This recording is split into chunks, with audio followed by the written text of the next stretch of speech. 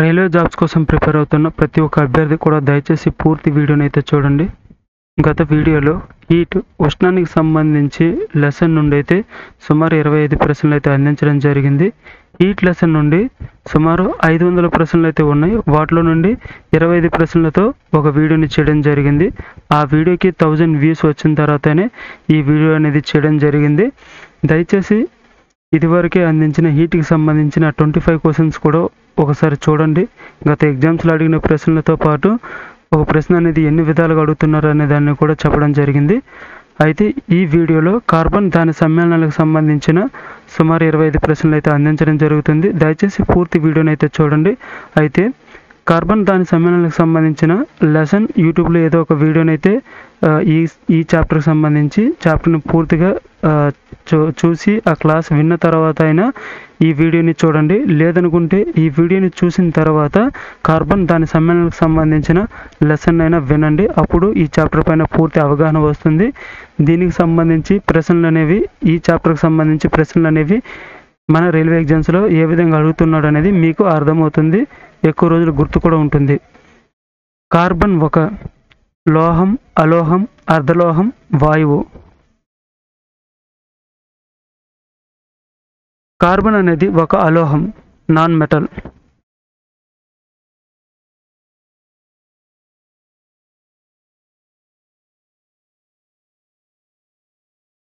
Carbon మూలకం ఆధునిక ఆవర్తన పట్టికలోని ఏ గ్రూపుకు చెందినది?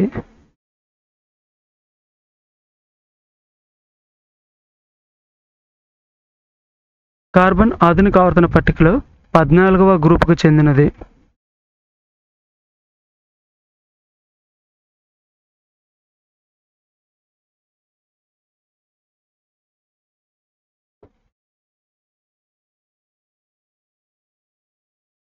కార్బన్ మూలకం ఆధునిక ఆవర్తన పట్టికలోని ఏ గ్రూపుకు చెందినది?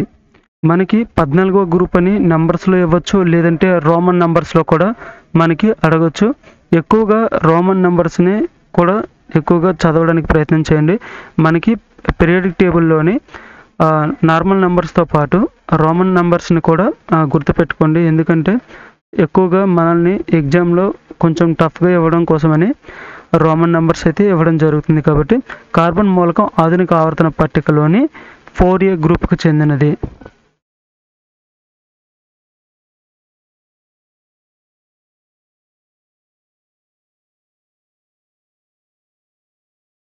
కార్బన్ మూలకం యొక్క అటామిక్ నెంబర్ ఎంత?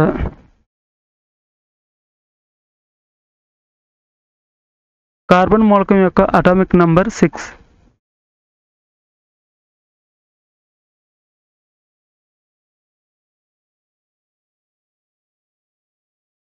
కార్బన్ మూలకం యొక్క పరమాణు భారాన్ని పరమాణు ద్రవ్యరాశి కూడా అని పిలుస్తారు.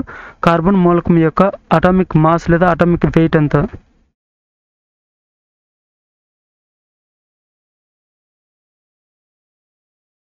కార్బన్ మూలకం యొక్క అటామిక్ మాస్ 12.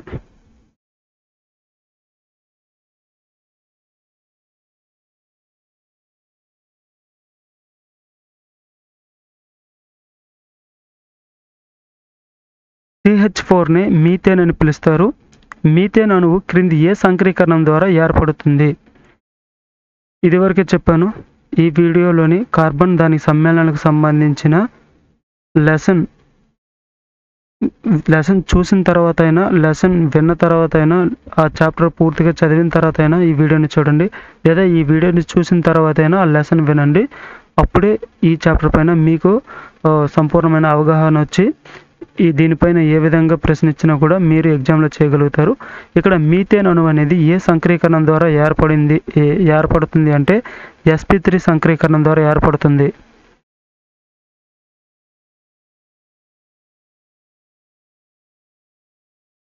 మనకి కార్బన్లోని 4 జతకూడని ఎలక్ట్రాన్లు అనేవి ఉండడం జరుగుతుంది. 4 జతకూడని ఎలక్ట్రాన్లు ఏవైతే ఉంటాయో అవి ఇతర కార్బన్లోని ఎలక్ట్రాన్లతో చర్య జరిపి, లేదా మనకి కార్బన్తోనే కాకుండా మిగిలిన ఇక్కడ చూసుకుంటే ఇదిగో సంక్రీకరణం అంటే మనకి కార్బన్ పరమాణువు అనేది 4 జత కూడిన ఎలక్ట్రాన్లు కలిగి ఉండడం వల్ల అది 4 ఇతర కార్బన్ పరమాణువులతో లేదా ఏక సంయోజకత కలిగిన ఇతర మూలక పరమాణువులతో బంధాన్ని ఏర్పరచుకోగలుగుతుంది. దీనినే సంకరీకరణం అని పిలుస్తారు. మనకి CH4 మీథేన్ అణువు అనేది sp3 సంకరీకరణం ద్వారా అయితే ఏర్పడుతుంది.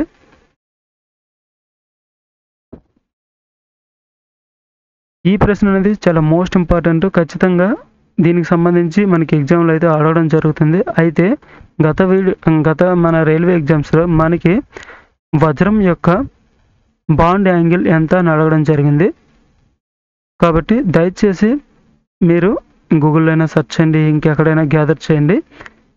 డైమండ్ యొక్క బాండ్ యాంగిల్ ఎంత అనేది కామెంట్లో తెలియజేయండి. ఇక్కడ మీథేన్లోని కార్బన్ మరియు 4 హైడ్రోజన్ పరమాణువుల మధ్య బంధకోణం ఎంత అనే ప్రశ్న అవ్వచ్చు, లేదంటే మీథేన్ యొక్క బంధకోణం ఎంత అని అడగవచ్చు, లేదంటే మీథేన్ యొక్క బాండ్ యాంగిల్ ఎంత అని కూడా అడగవచ్చు. మనకి మీథేన్ యొక్క బంధకోణం 109 డిగ్రీల 28 నిమిషాలు. దయచేసి వీడియోని చూస్తున్న ప్రతి ఒక్కరు కూడా మనకి డైమండ్ యొక్క బాండ్ యాంగిల్ ఎంత అనేది కామెంట్లో తెలియజేయండి. అది మోస్ట్ ఇంపార్టెంట్. ఎగ్జామ్లో కూడా గతంలో అడగడం జరిగింది కాబట్టి దయచేసి కామెంట్లో తెలియజేయండి. అలానే ఈ ప్రశ్న కూడా మోస్ట్ ఇంపార్టెంట్.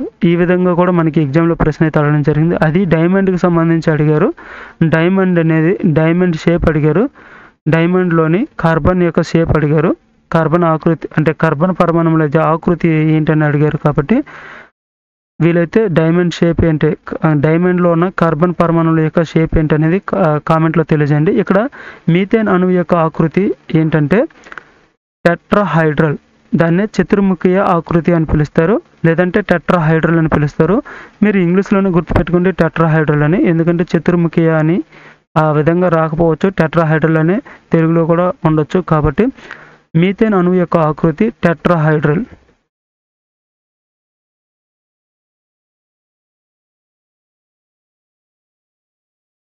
మీథేన్లోని కార్బన్ల సంఖ్య ఎంత? మీథేన్లోని కార్బన్ పరమాణువుల సంఖ్య ఇక్కడ CH4. సి అనేది సింగిల్గానే ఉంది కాబట్టి ఇక్కడ మీథేన్లోని కార్బన్ల సంఖ్య ఎంత అంటే 1. మనకి మీథేన్ అని ఉంటుంది కానీ CH4 అని మనకి ప్రశ్నలో ఉండకపోవచ్చు. మీథేన్ యొక్క ఫార్ములాని చూసుకుంటే CH4 అని అప్పుడు మనకు గుర్తు రావాలి. అప్పుడు మీథేన్లోన ఎన్ని కార్బన్లు ఉంటాయంటే 1 అని మనం ఆన్సర్ చేయగలుగుతాం. కాబట్టి మీథేన్ యొక్క ఫార్ములా CH4.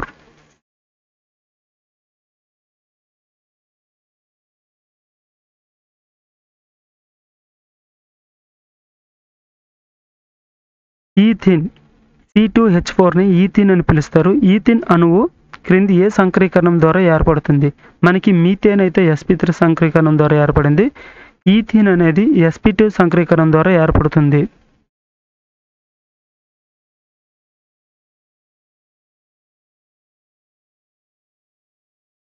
ఈథిన్ని C2H4 ఈథిన్ సాధారణంగా ఏమని పిలుస్తారు? ఈథిన్ యొక్క కామన్ నేమ్ ఇథిలిన్.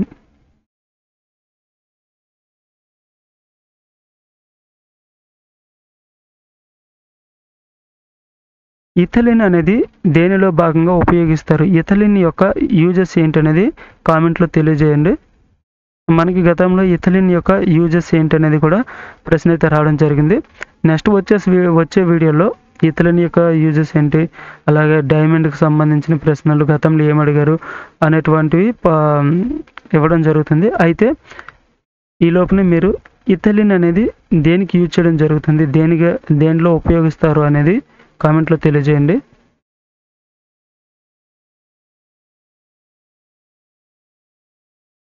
ఈథిన్లోని కార్బన్ మరియు 4 హైడ్రోజన్ పరమాణువుల మధ్య బంధకోణం ఎంత? ఈథిన్ యొక్క బాండ్ యాంగిల్ ఎంత అనేది ప్రశ్న ఇవ్వడం జరిగింది. అయితే ఈ ఈథిన్ ఇది ఇంతకుముందు చెప్పిన మీథేన్, ఈథిన్, ఇథైన్ మొదలైన వాటికి సంబంధించి బాండ్ యాంగిల్ అనేది గవర్నమెంట్ టెక్స్ట్ బుక్స్లో వాటికి సంబంధించి ఇవ్వడం జరిగింది. కాబట్టి మీకు ప్రశ్నలు అయితే ఇవ్వడం జరిగింది. మనకి ఎగ్జామ్ అనేది ఇంటర్మీడియట్ వరకు ఉన్న గవర్నమెంట్ టెక్స్ట్ బుక్స్ని ఆధారంగా చేసుకుని ఇవ్వడం జరుగుతుంది. కాబట్టి టెక్స్ట్ బుక్లో వీటి యొక్క బాండ్ యాంగిల్ కూడా ఇవ్వడం జరిగింది. మనకి ఈథిన్ యొక్క బాండ్ యాంగిల్ ఎంత అంటే 120 degrees.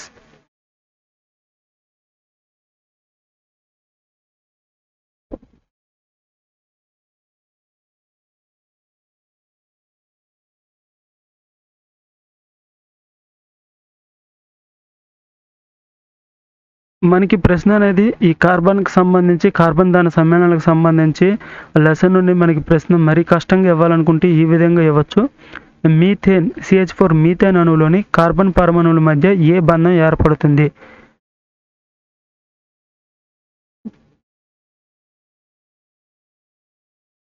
CH4 మీథేన్ అణువులోని కార్బన్ పరమాణువుల మధ్య 4 సిగ్మా బంధాలనేవి ఏర్పడడం జరుగుతుంది.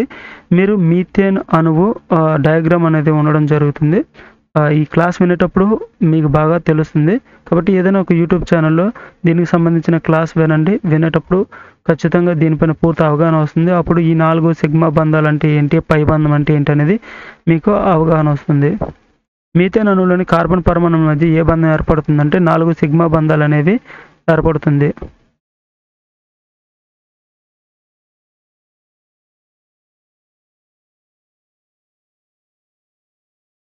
ఈథీన్ అణువులోని 2 కార్బన్ పరమాణువుల మధ్య ఏ బంధం ఏర్పడుతుంది?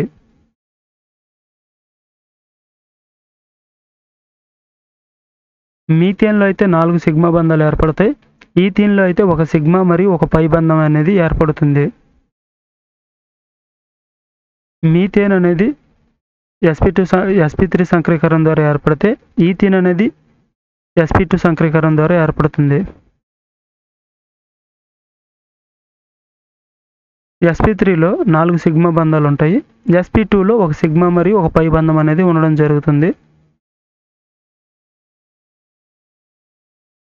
C2H2 ఇథైన్ అణువు యొక్క ఇథైన్ అణువు అనేది ఈ క్రింది ఏ సంక్రీకరణ ద్వారా ఏర్పడుతుంది? మీకు ఈథైన్, ఈథేన్ అని ఈ విధంగా ఉండడం జరుగుతుంది. వీటి యొక్క ఫార్ములాని గతంలో రైల్వే ఎగ్జామ్స్‌లో వీటి యొక్క ఫార్ములా అడగడం జరిగింది. అంటే ఈథైన్, ఇథేన్ అనేసి ఉండడం జరుగుతుంది. ఇప్పుడు ఫర్ ఎగ్జాంపుల్‌కి C2H2 అని ఇచ్చి క్రింది వాటిలో దీనిని ఏమని పిలుస్తారని అడగొచ్చు. C2H2 అంటే ఇథైన్ అని గుర్తుపెట్టుకోండి. ఈథీన్ అంటే C2H4 అని. ఈథేన్ అనేది ఒకటి ఉంటుంది. అలాగే మీథేన్ ఉంటుంది, బ్యూటేన్ ఉంటుంది, ప్రొఫీన్ అనేది ఉండడం జరుగుతుంది. ఇవన్నీ కూడా కార్బన్ యొక్క సమ్మేళనాలే. వీటికి సంబంధించి ప్రశ్నలు అయితే ఈ విధంగా అడగడం జరిగింది గత రైల్వే ఎగ్జామ్స్‌లో. కాబట్టి గుర్తుపెట్టుకోండి. C2H2 అంటే ఈథైన్. ఈ ఈథైన్ అనేది ఏ సంక్రీకరణం ద్వారా ఏర్పడుతుందంటే sp సంక్రీకరణం ద్వారా ఏర్పడుతుంది.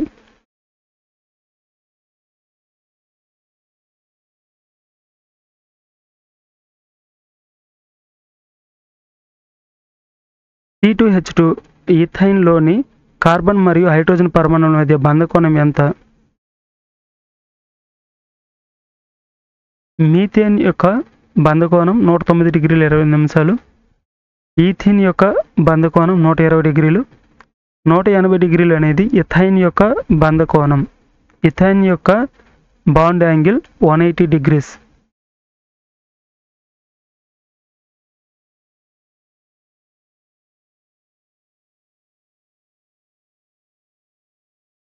ఇథైన్ అణువులోని 2 కార్బన్ పరమాణువుల మధ్య ఏ బంధం ఏర్పడుతుంది అంటే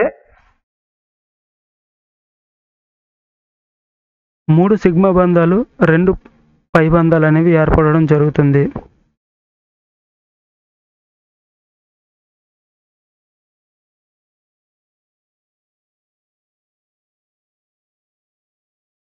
C2H2 ఈథైన్ని సాధారణంగా ఏమని పిలుస్తారు?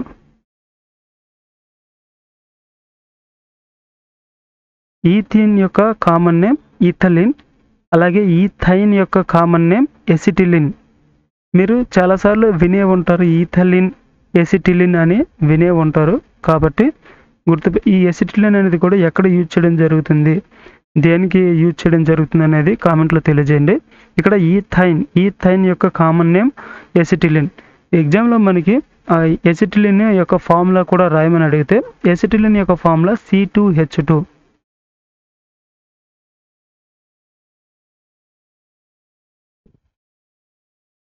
మనకి ఈ విధంగా ప్రశ్న అడగొచ్చు ఎగ్జామ్లో రైల్వేలో. క్రింది వాటిలో మీథేన్ యొక్క రసాయన ఫార్ములా లేదా మీథేన్ యొక్క అణుఫార్ములా ఏది? ఇదివరకే చెప్పుకున్నాం మీథేన్ CH4ని మీథేన్ అని పిలుస్తారు.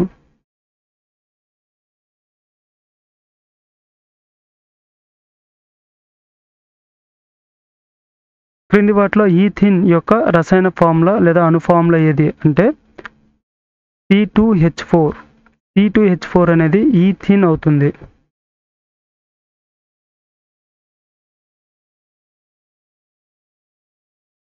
క్రింది వాటిలో ఇథైన్ యొక్క అణుఫార్ములా ఏది? ఇథైన్ యొక్క అణుఫార్ములా C2H2నే ఇథైన్ యొక్క అణుఫార్ములా ఏంటంటే C2H2 అనేది ఇథైన్ యొక్క అణుఫార్ములా అవుతుంది.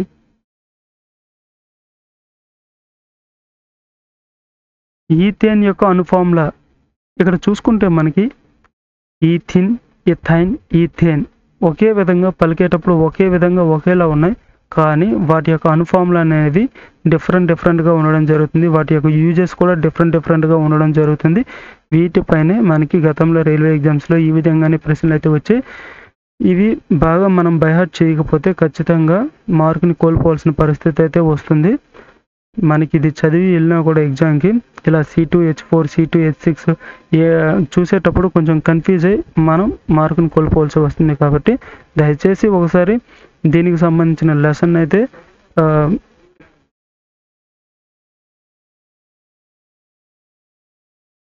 క్రింది వాటిలో ఈథేన్ యొక్క అణుఫార్ములా C2H6. ఇక్కడ మీరు చూసుకుంటే ఈథైన్ C2H2ని ఈథైన్ అని పిలుస్తారు. ఈథేన్ని C2H4, ఈథేన్ అయితే C2H6. C2H2 ఈథైన్, ఈథీన్ అయితే C2H4, ఈథేన్ అయితే C2H6. అలానే ప్రోఫిన్, బ్యూటిన్ మొదలైనవి కూడా ఉంటాయి. వాటిపైన కూడా పెంటైన్ అనేసి ఉంటుంది.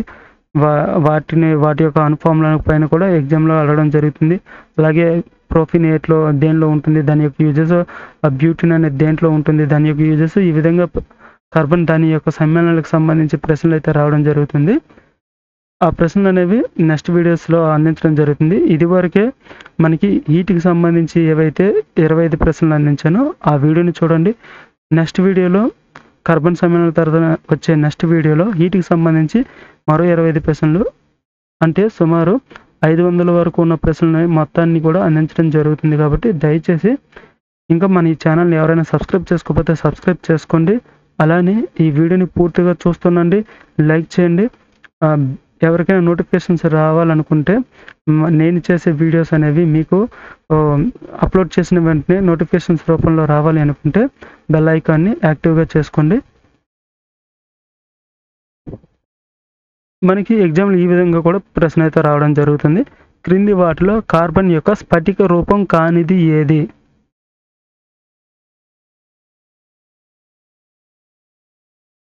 మీరు ఈ ప్రశ్న చూడగానే అయితే గ్రాఫైట్ అనుకుని ఉంటారు, లేదంటే బక్మిన్స్టర్ ఫుల్లరిన్ అని కూడా అనుకుని ఉంటారు. స్ఫటిక రూపం కానిది అని, కానీ కాదు.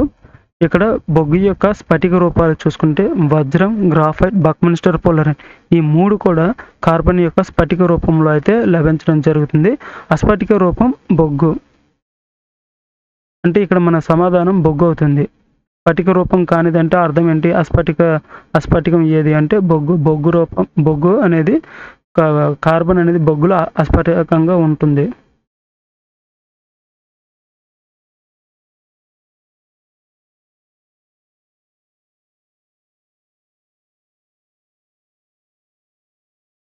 క్రింది వాటిలో కార్బన్ యొక్క అస్ఫటిక రూపం ఏది?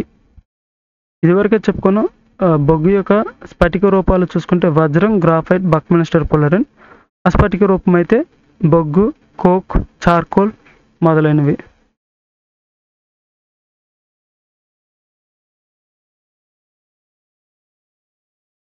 ఈ ప్రశ్న అయితే గుర్తుపెట్టుకోండి, దీనిపైన ప్రశ్న వచ్చే అవకాశం ఉంది మనకి ఎగ్జామ్స్లో. వజ్రంలోని ప్రతి కార్బన్ పరమాణువు ఉత్తేజిత స్థితిలో ఏ సంక్రీకరణం చెందుతుంది, లేదంటే ఏ సంక్రీకరణం ద్వారా వజ్రం అనేది ఏర్పడుతుంది? ఈ విధంగా కూడా ప్రశ్న రావచ్చు. వజ్రంలోని ప్రతి కార్బన్ పరమాణువు కూడా ఉత్తేజిత స్థితిలో sp3 సంక్రీకరణాన్ని చెందుతుంది. sp3 సంక్రీకరణం చెందుతుందంటేనే వాటి యొక్క బాండ్ యాంగిల్ ఎంత ఉంటుంది అనేది మీకు ఇదివరకే చెప్పాను. కాబట్టి వజ్రం యొక్క బాండ్ యాంగిల్ అనేది ఎంత, అంటే బంధకోణం ఎంత అనేది కామెంట్లో తెలియజేయండి. ఈ వీడియో మీకు నచ్చినట్టయితే లైక్ చేయండి. రైల్వే జాబ్స్ కోసం ప్రిపేర్ అవుతున్న మీ స్నేహితులకు షేర్ చేయండి.